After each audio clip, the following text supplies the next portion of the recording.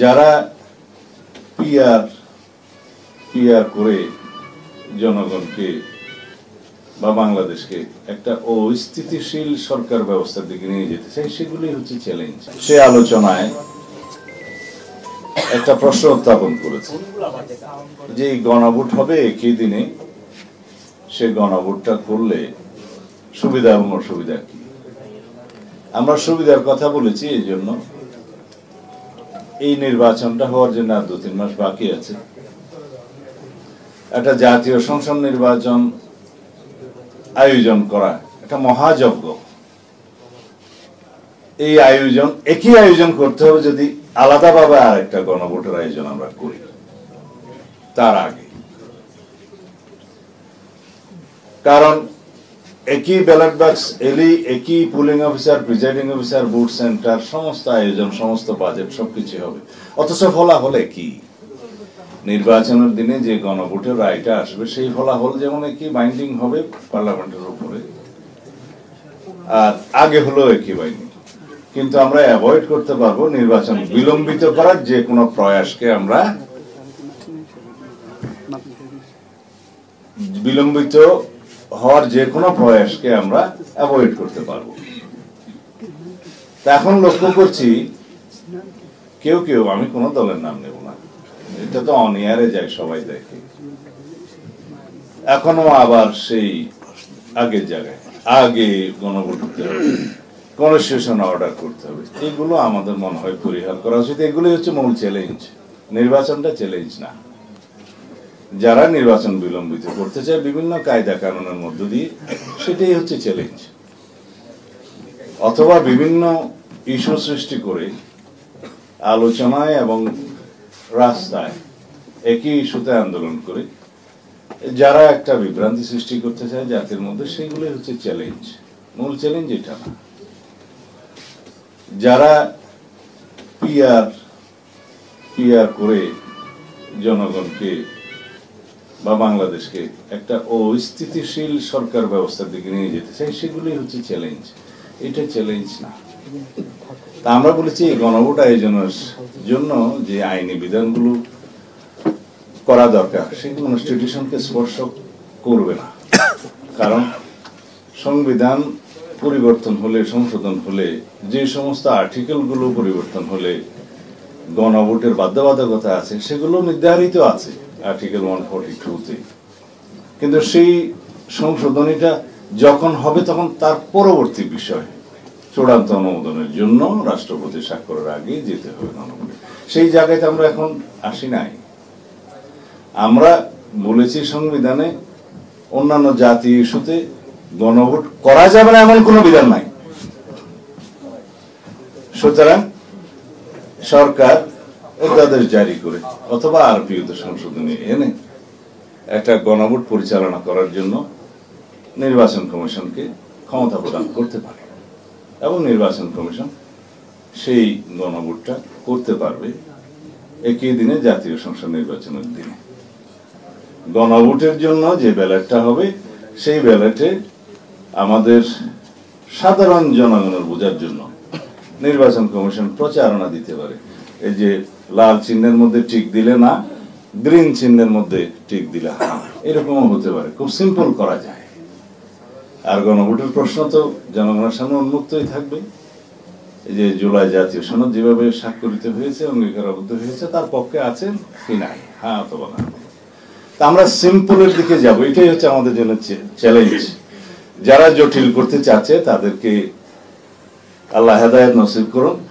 আমাদের যেন জাতীয় জীবন আমরা একটা সুন্দর, সুষ্ঠু, নিরপেক্ষ, অবাধ জাতীয় সংসদ নির্বাচনের মাধ্যমে একটি রাজনৈতিক স্থিতিশীল সরকার পেতে পারি, রাষ্ট্র পরিচালনার জন্য স্থিতিশীলতা আনতে পারি। সেই জন্য আমরা সবাই দোয়া করতে পারি।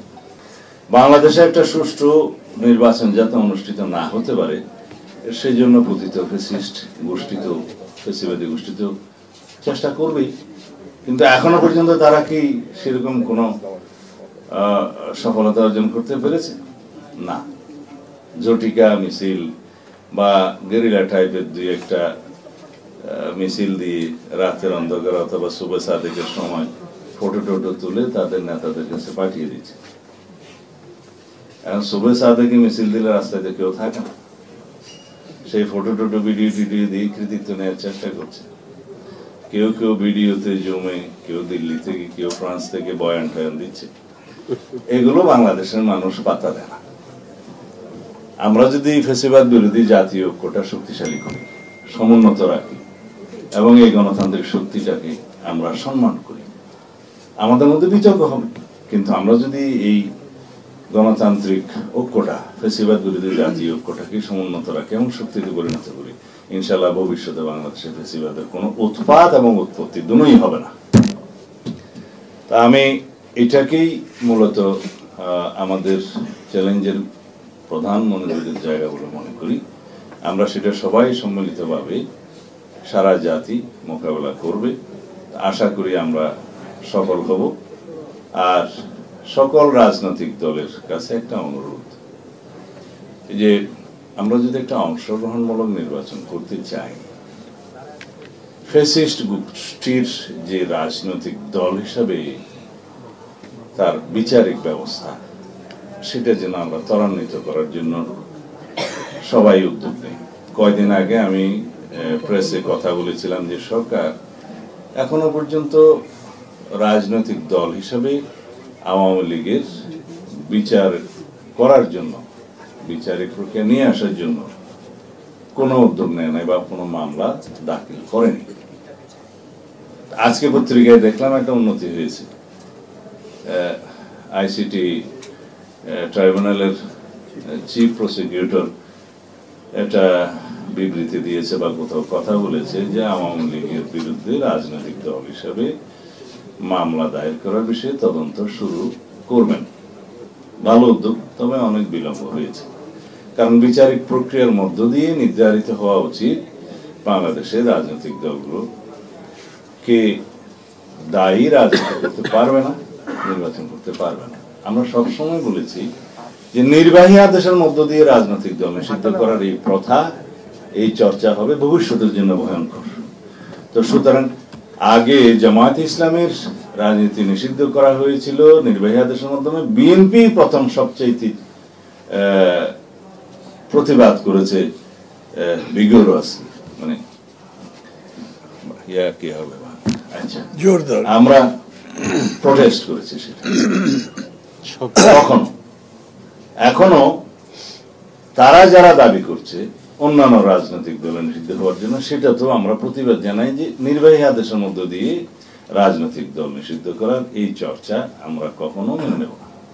তবে কোন রাজনৈতিক দলের বিরুদ্ধে মানবতা বিরোধী অপরাধ অথবা যুদ্ধ অপরাধ অথবা গণহত্যার মতো অপরাধ, যেটা আর্টিকেল 47-এ আছে কনস্টিটিউশনে, এরকম যদি অভিযোগ থাকে, তার প্রেক্ষিতে আইন সংশোধিত হয়েছে, আগে সংশোধিতও ছিল না, সেই সংশোধিত আইনের মধ্যে তাদেরকে অভিযোগ নিয়ে এসে বিচার করা যায়, সেটা আদালত নির্ধারণ করবে। আর সবাই বলে যে এটা জনগণের বিষয়। জনগণ তো 5ই আগস্ট বিষয় জানিয়ে দিয়েছে যে এই দেশে ফ্যাসিবাদী শক্তির কোন রাজনীতি তারা চায় না। জনগণের বিষয় নির্ধারিত। জনগণ আরেকটা প্রক্রিয়ায় তাদের রায় দেয়, সেটা হচ্ছে নির্বাচন। তো সুতরাং অভ্যুত্থানের শক্তিটা বেশি। অভ্যুত্থানের শক্তির মধ্য দিয়ে এদেশে ফ্যাসিবাদী রাজনীতির অপসারণ হয়েছে, মৃত্যু হয়েছে। জনগণ একভাবে বিদায় করে দিয়েছে। কিন্তু বৈধভাবে, আইনানুগভাবে, আন্তর্জাতিকভাবে গ্রহণযোগ্যতা পাওয়ার জন্য সেটা বিচারিক প্রক্রিয়ার মধ্য দিয়ে আমাদেরকে যেতে হবে।